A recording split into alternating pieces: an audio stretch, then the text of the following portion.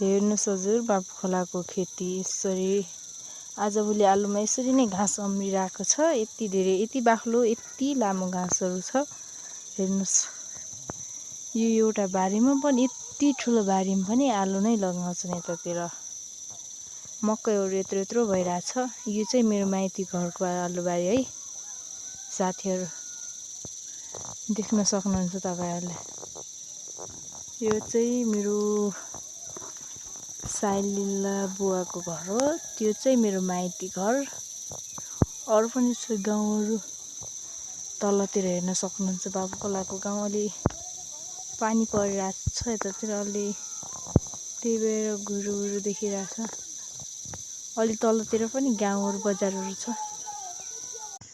अनि यता देख्न सक्नुहुन्छ विजयधुरीको तलनिर यसरी नै गाउँहरू छन्। यो विजयधुरी चाहिँ देखिएको छैन यहाँदेखि, त्यही पनि अलिअलि देखिरहेछ। म देखाइदिन्छु तपाईहरुलाई, देख्न सक्नुहुन्छ।